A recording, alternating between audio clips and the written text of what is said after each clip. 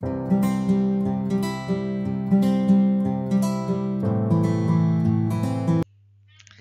sehat, salam sejahtera buat kita semua. Jumpa lagi pada mata kuliah Knowledge Management System atau Sistem Manajemen Pengetahuan. Adapun topik yang akan kita bahas pada pertemuan kali ini adalah Managing Knowledge Workers atau bagaimana mengelola pekerja pengetahuan. Masih bersama saya Leon Andretti Abdillah. Assalamualaikum warahmatullahi wabarakatuh. Selamat siang. Salam sehat dan sejahtera buat kita semua. Selamat datang rekan-rekan mahasiswa yang saya cintai dan banggakan dimanapun Anda berada. Semoga selalu dalam keadaan sehat walafiat dan dalam lindungan Allah Subhanahu wa Ta'ala. Amin ya Rabbal 'Alamin.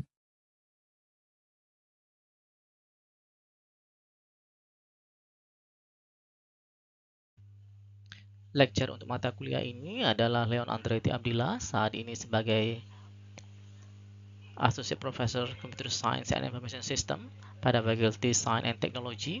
Kemudian juga bertugas sebagai asesor, reviewer, research fellow, dan editor.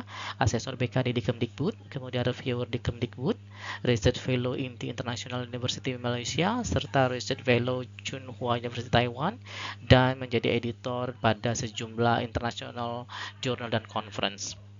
Mata kuliah yang diasuh antara lain adalah HCI, KMS, CRM, kemudian ada BPP, BPHEM, Databases, Data Structure, ERP, Information System, ITSM, Management Planning System, Supply Chain Management, System Analysis and Design, Algoritma and Programming, dan lain-lain. Juga sebagai mentors, ini ada di Pablon, New Zealand, dan Unpad Indonesia. Kemudian ada sebagai consultant, baik di bidang akademik, research, dan community, serta koordinator pada Research Center dan Enterprise System Research Group. Kita masuk ke course description ya. In the current era, good knowledge management has become a vital strategy advantage for firms in a variety of industry. Knowledge management system is a course that aims to give students a thorough understanding of the principles, techniques, and technologies involved in harnessing, organizing, sharing, and exploiting knowledge in an organizational environment.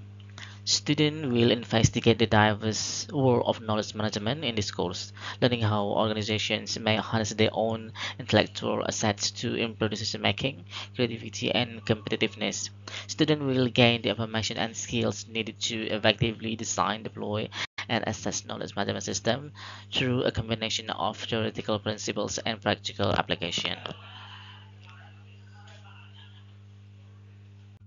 Selanjutnya baru masuk ke course objective ya. Students should be able to do the following by the end of the course. Jadi ada 7. Yang pertama adalah define and comprehend the significance of knowledge management in today's organization, explains the various knowledge management models and frameworks, analyze the knowledge production, acquisition, storage, retrieval, sharing, and transfer processes, recognize the technology and tools employed by knowledge management system, create techniques for establishing a culture of information sharing within an organization, assess the influence of knowledge management on organizational performance, dan last but not least adalah recognize ethical and security issues in knowledge management.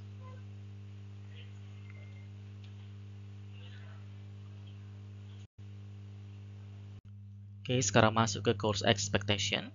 Yang pertama adalah attendance dan enrollment. Jadi mahasiswa diharapkan secara reguler itu hadir ya, bisa secara offline ataupun online, termasuk juga dalam diskusi, dalam forum, serta kegiatan berkelompok.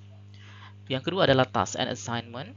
Jadi selama perkuliahan Anda akan mendapati sejumlah tugas-tugas, bisa juga kuis, ujian untuk menilai seberapa capaian pemahaman Anda terhadap konten mata kuliah ini. Kemudian ada juga grup project. Mahasiswa diminta untuk bekerja secara kolaboratif ya, berkelompok untuk mengaplikasikan knowledge management principle ke dunia nyata yang mungkin ditemui. Yang keempat adalah reading and resources. Nanti kita akan berikan sejumlah recommended reading and resources. Jadi diharapkan Anda mempelajari materi-materi tersebut sehingga dapat meningkatkan pemahaman dari subjek ini. Selanjutnya perlu diperhatikan juga regular office hours ya. Jadi kalau mau bertanya, konsultasi itu fokus pada jam kerja ya. Jadi saya meminimalkan kontak di luar jam kerja. Kemudian harus bersikap profesional respectful ya, baik terhadap karyawan ya, dosen, rekan-rekan dan lain sebagainya. Kemudian communication juga penting ya. Jadi kalau mau bertanya itu harus jelas dan usahakan pada waktunya. Kemudian yang kedelapan adalah ethical conduct. It is critical to maintain academic and ethical integrity. Termasuk juga nanti ada kita harus menghindari yang namanya plagiarism dan juga cheating ya, baik pada saat belajar, tugas ataupun ujian. Kemudian tak lupa adalah feedback. You will receive constructive feedback on your assignment and project to help you improve your understanding and performance.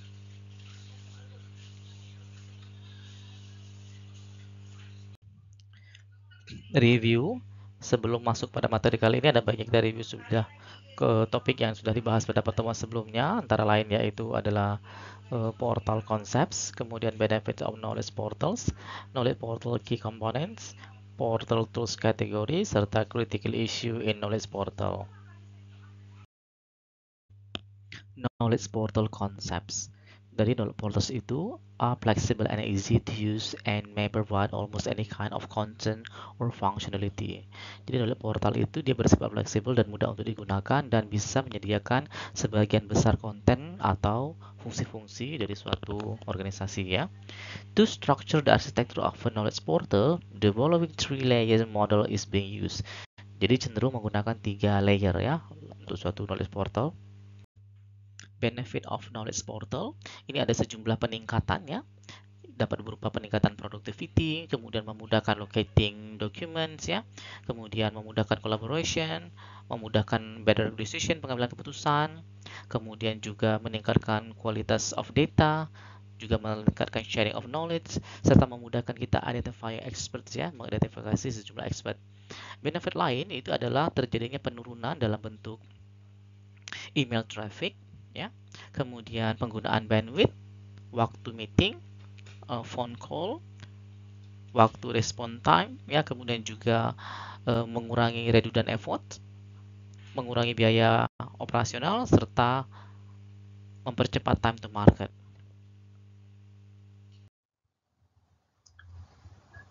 Untuk infrastruktur kunci dari knowledge portal itu melibatkan yang pertama adalah business intelligence dari sisi knowledge-nya, kemudian content management untuk mengelola dinamika manajemen konten yang ada pada portal tersebut, kemudian data management, bagaimana menyusun konten yang ada, serta data warehouse and data mart untuk kepentingan analitiknya. Portal juga dilengkapi dengan sejumlah tool dan dikelompokkan menjadi 7. Yang pertama, gathering untuk mengumpulkan data, information, and knowledge. Kemudian categorization untuk pengelompokannya, distribution untuk pendistribusiannya, collaboration, publish, personalization, dan yang paling populer dan pasti banyak dipakai itu adalah tool search atau navigate.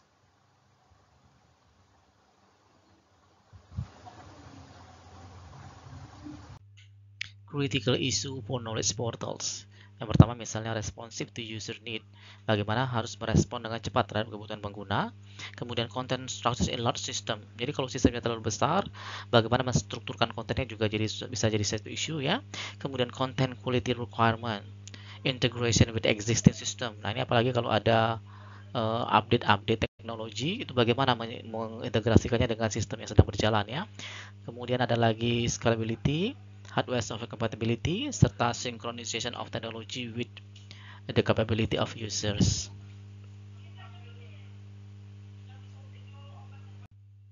Berbauses, kita pada pertemuan kali ini akan mengetahui definisi dari knowledge workers, kemudian mengetahui istilah pada knowledge workers, lanjut mengetahui core kompetensi of knowledge workers, serta cara mengelola knowledge workers. Agendanya dibagi menjadi 5.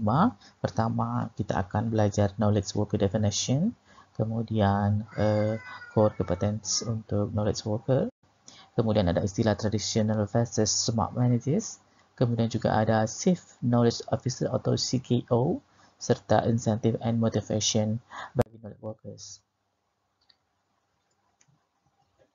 Kita perlu tahu terlebih dahulu pada tren knowledge society itu ada added value for a company. Ya, ditentukan oleh knowledge, employee skill, dan ability. Ya, ini atau KSA. Selain itu juga ada knowledge relations, kemudian know-how, and particularly effective investment in intellectual capital. Jadi knowledge worker itu sangat terkait dengan added value, kemudian KSR atau knowledge, employee skill, dan ability, serta intellectual capital. Ini diusulkan oleh Peterlis Malezuska pada tahun 2013.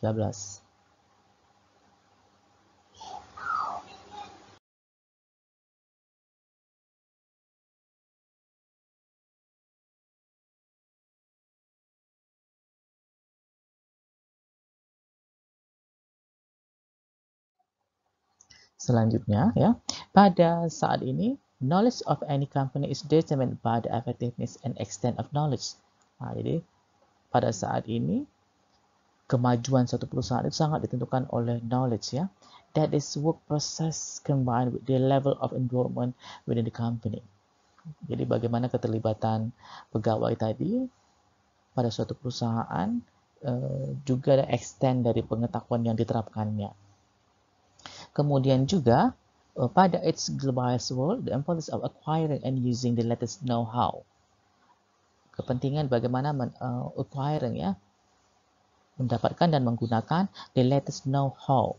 Know-how itu sendiri kata lain dari knowledge tadi, ya.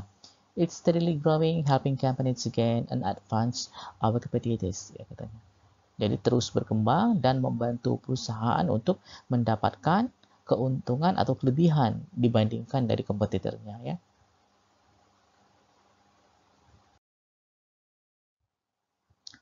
Yang ketiga, knowledge based on information and supported by cultural value.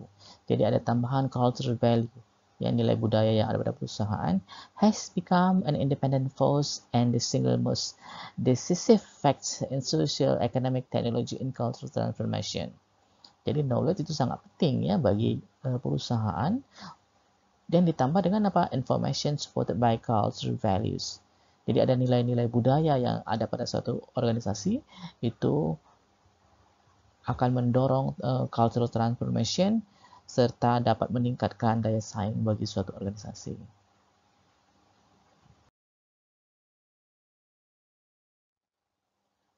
Sekarang baru kita masuk ke what is knowledge worker, ya. Transform corporate and personal experience into knowledge through capturing, assessing, applying, sharing, and disseminating it with organization to solve problems or create value. Jadi dia mentransfer, ya, corporate and personal experience. Jadi pengalaman yang ada pada corporate atau perusahaan dan personal menjadi suatu pengetahuan melalui apa? Proses capturing, penangkapan, ya, assessing, penilaian, applying, penerapan, sharing, share, ya, berbagi, and disseminating penyebarluasan within the organization, pada suatu organisasi untuk apa? Solve specific problem, menyelesaikan problem-problem tertentu atau create value. Jadi bisa juga menciptakan nilai baru bagi suatu perusahaan. Jadi itulah tugas dari knowledge worker. Jadi dia adalah transformer secara sederhana, ya. Transformer experience into knowledge. Kira-kira seperti itu. Knowledge worker dia akan melibatkan value baik yang sudah ada maupun yang akan ada, kemudian melakukan transformation proses, melibatkan IT tools, kemudian juga berhubungan dengan organizational culture, dan yang terpenting lagi adalah dia mentransform, ya, personal and corporate experience. Itu adalah 5 bidang yang terlibat dengan knowledge worker. Knowledge worker juga membutuhkan suatu kompetensi inti, ya, kita kenal dengan core competence. Yang pertama adalah thinking skill, having a vision how the product or the company can be better.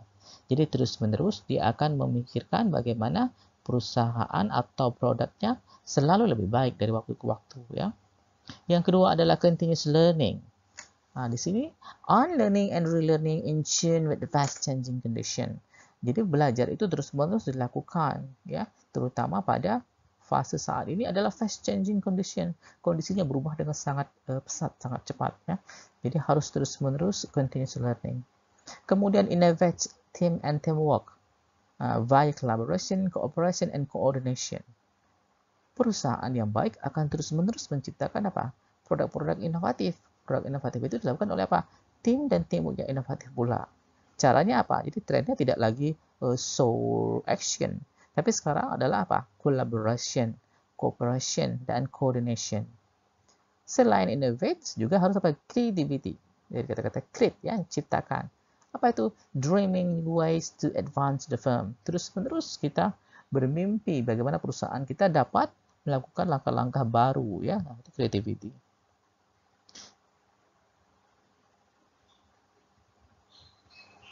Selanjutnya yang kelima yaitu adalah risk taking and potential success. Jadi harus pintar juga mengambil resiko, ya. Making joint decision with calculate risk. Tentu saja resiko yang diambil tadi harus ada hitung-hitungannya. Kemudian decision taking action, ya.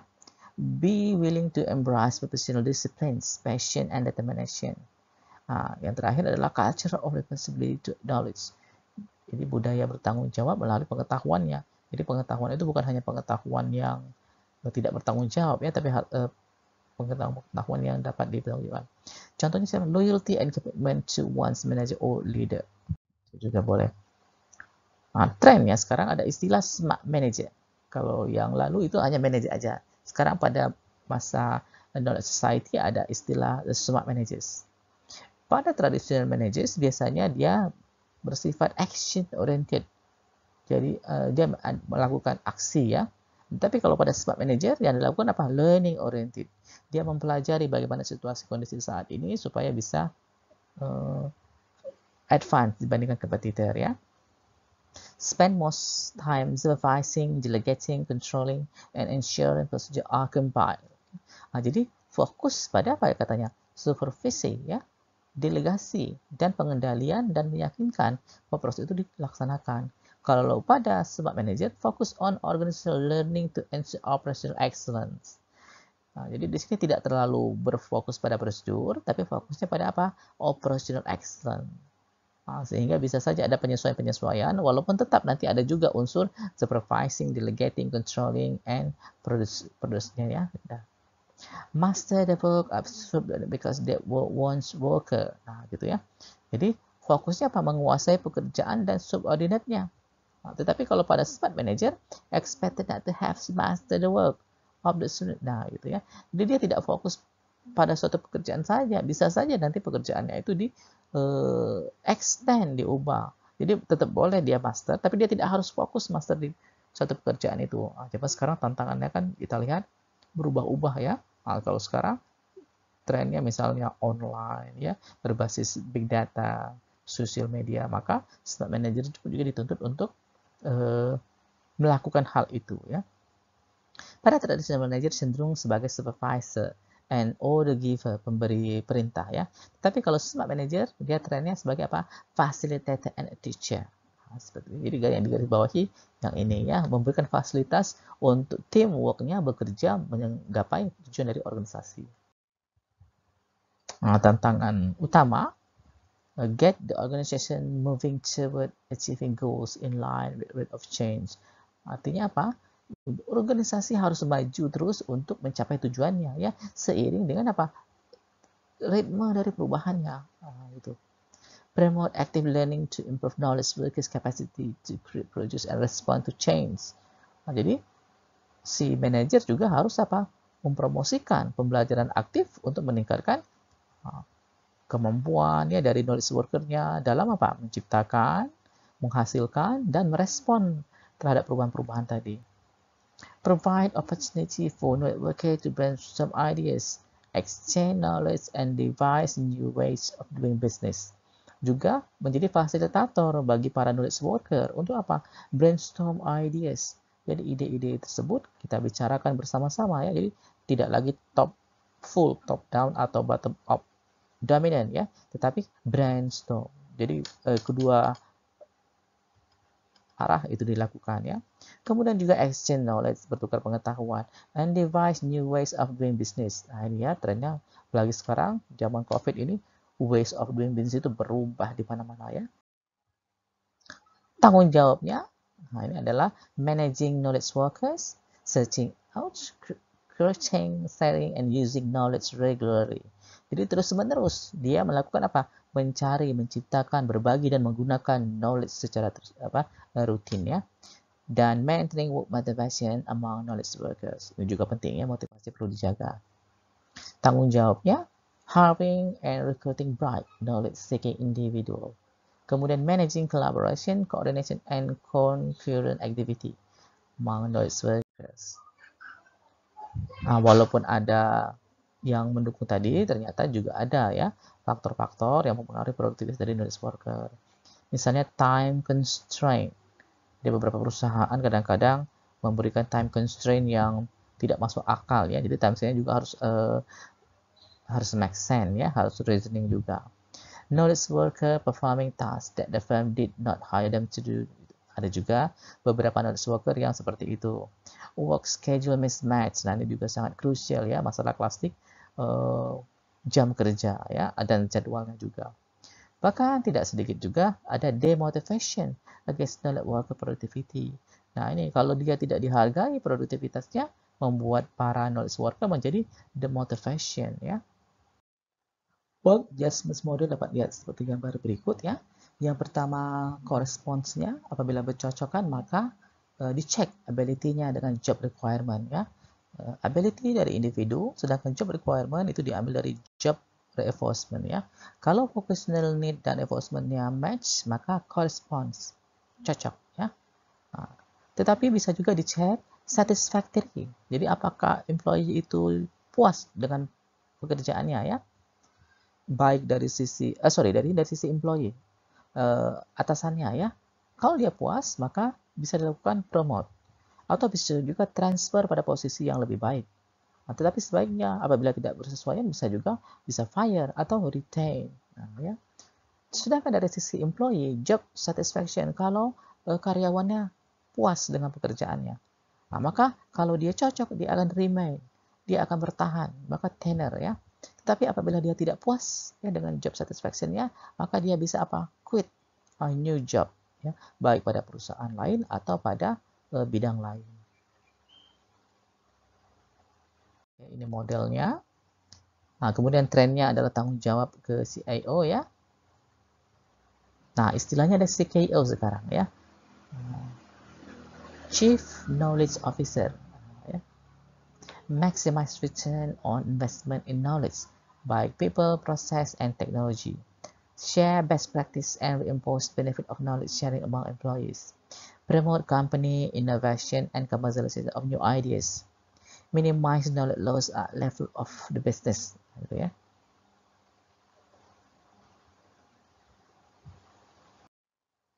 Peranannya CKO, dia berperan jadi agent of change, atau dia yang memulai perubahan ya, atau dia yang memberikan contoh perubahan di organisasi. Dia juga investigator ya, linking pain, listener, bahkan politician, strategi bagaimana agar perusahaannya tetap maju dibanding competitors-nya ya.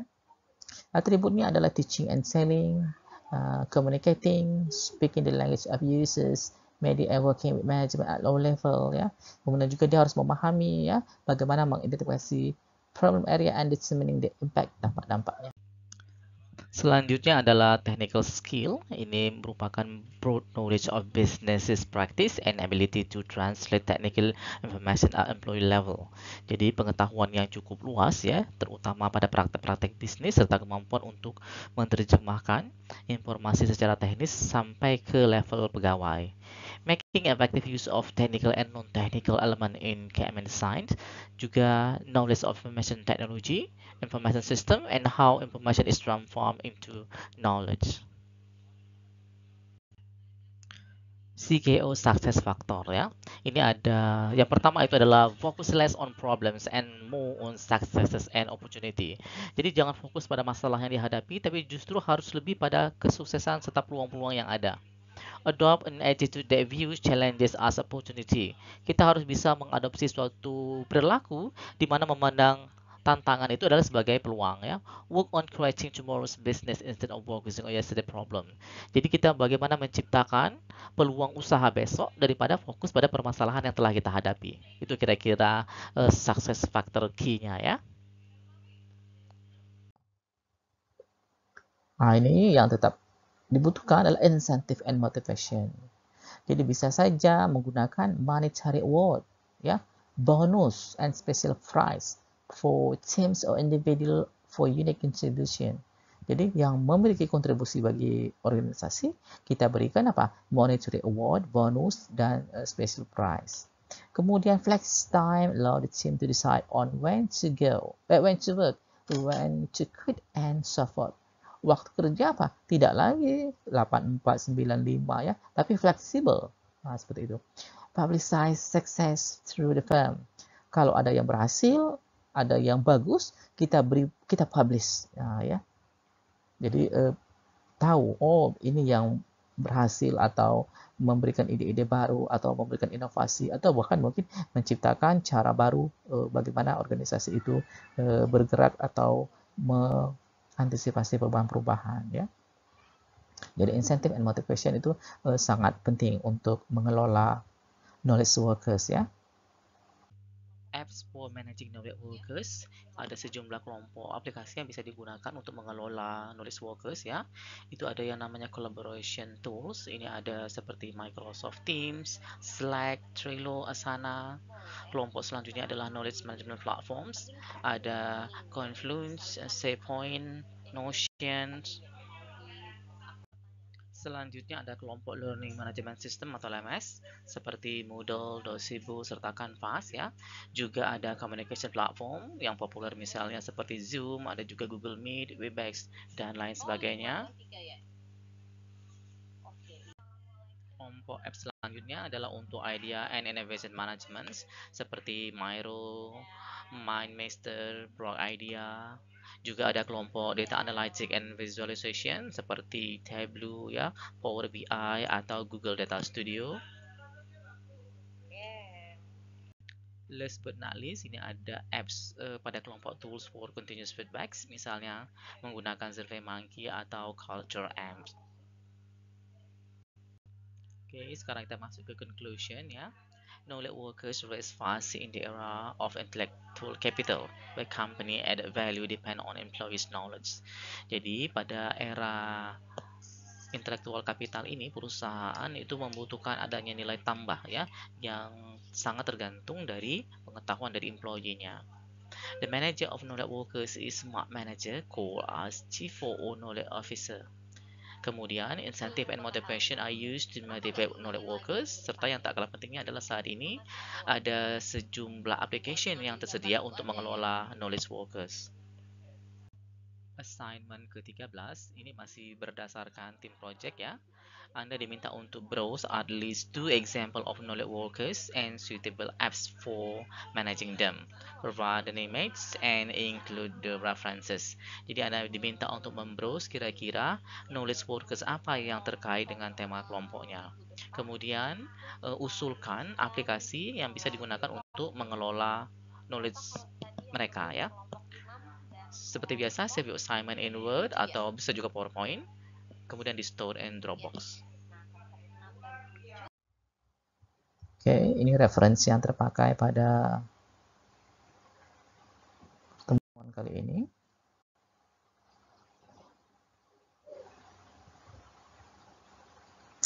Oke, sampai jumpa. Salam sehat selalu. Wassalamualaikum warahmatullahi wabarakatuh. Thank you. Don't forget to watch, like, comment, share, and subscribe at Leon Abdillah. See you again.